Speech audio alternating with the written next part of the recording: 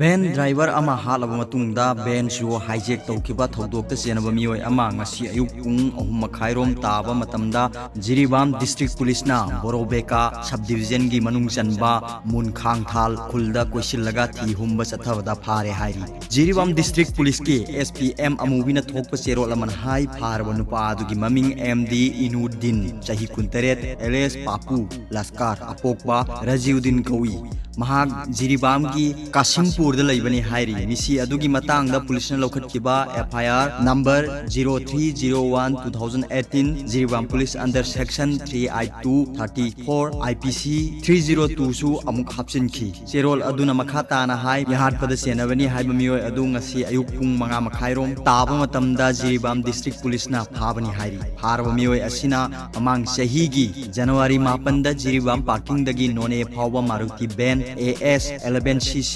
2811 asi waigani haiduna pukibani gari adugi driver na Nur Hussein Laskar apokpa laikidraba Shurupuddin Laskar kawi mahak Assam gi Kasar district ki manung chanba Lalpati Patu Jirigat laibani hairi numit asimaktada mihatpa mioi aduna Maruti Ben adugi mapu ado halaba matungda si bhaksang ado national highway number 37 gi Charoi Pandongba khulda hundok lambani hairi thoudok aduda hijack tawkiba Maruti Ben ado sahi adugi February thagi ayuk pung 9 tawa matamda GPS ki mateng na mayang Imphal area dagi phangba ngamkhre thoudok adugi matang da makha ta na senaba mioi sing phanaba police na honari